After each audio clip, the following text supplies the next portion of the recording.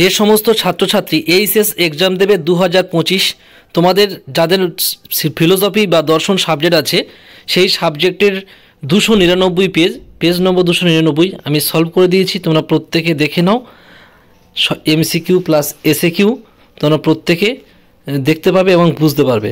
1 নম্বর question হচ্ছে logos কথার অর্থ কী? অপশান এ চিন্তা। 2 নম্বর কোশ্চেন হলো নব্য যুক্তিবিজ্ঞানের সূচনা করেন? অপশান ডি জর্জ বুল। 3 নম্বর কোশ্চেন হলো অবরোহ যুক্তিতে আশ্রয় বাক্য ও সিদ্ধান্তের মধ্যে কী ধরনের সম্বন্ধ থাকে?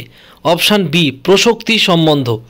4 নম্বর কোশ্চেন হলো সাপেক্ষ বচনের স্বরূপে যা থাকে তা হলো? অপশান এ শর্ত। 5 নম্বর কোশ্চেন হলো সর্বদাই বিধেয়পদ ব্যাপ্য হয়? অপশান এ নমর্থক বচনে। 6 নম্বর কোশ্চেন হলো সাবেকি মত অনুযায়ী বচনের বিরোধিতা কত প্রকার? অপশান ডি 4 প্রকার। 7 নম্বর কোশ্চেন আই বচনের অতিবর্তী বচনটি হলো? অপশান এ বচন। 8 নম্বর কোশ্চেন হলো ন্যায়ের 4টি সংস্থানের সম্ভাব্য মূর্তি সংখ্যা হলো? অপশান বি 256টি। 9 নম্বর কোশ্চেন হলো ন্যায়ের কোন কোন সংস্থানে হেতুপদ প্রধান আশ্রয় বাক্যের বিধেয় স্থানে থাকে? অপশান সি স্থানে। 10 নম্বর কোশ্চেন প্রাকল্পিক বচনের গুণ নির্ধারিত হয়? অপশান বি অনুগ গুণের দ্বারা।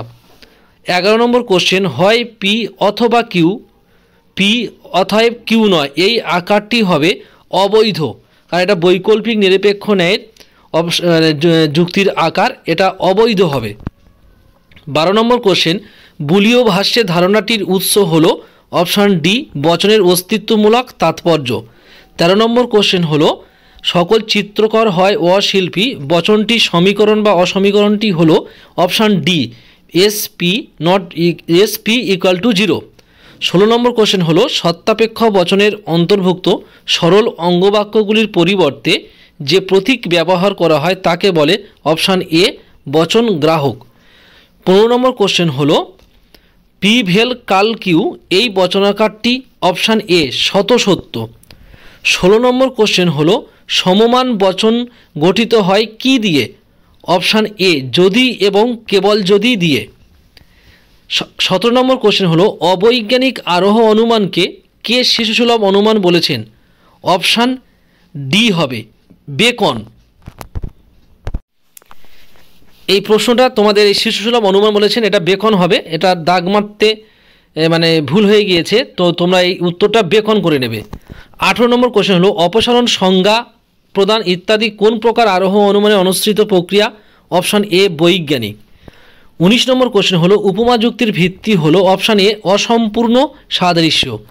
20 নম্বর কোশ্চেন হলো কারণকে আবশ্যিক পর্যাপ্ত শর্ত হিসেবে গ্রহণ করেন যে দার্শনিক?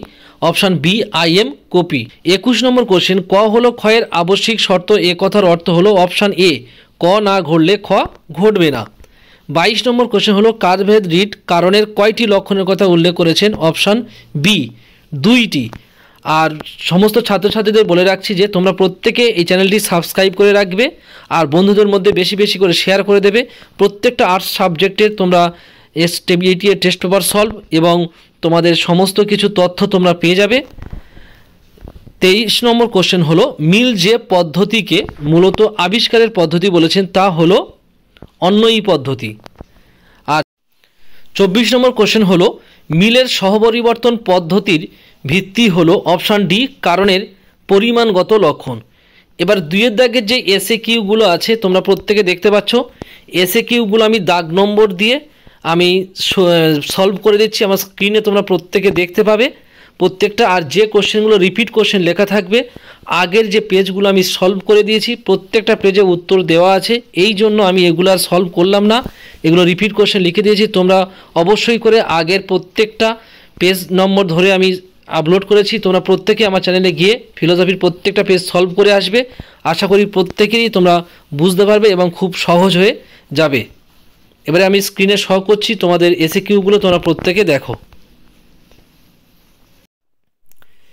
এসএকিউগুলো আমি সলভ করেছি, তোমরা প্রত্যেকে দেখে নাও। আর প্রত্যেককে বারবার বলছি রিপিট কোশ্চেন বলতে আমি আগের যে পেজগুলো সলভ করেছি প্রত্যেকটা পেজ তোমরা ফলো করে এসো, তাহলে কিন্তু তোমাদের এই রিপিট কোশ্চেন নিয়ে আর সমস্যা থাকবে না। আচ্ছা 1 নম্বর কোশ্চেন রিপিট আছে অথবা দিয়ে প্রশ্ন রিপিট আছে, আমি প্রত্যেকটা স্ক্রিনে শো করছি, প্রত্যেকে দেখতে নাও।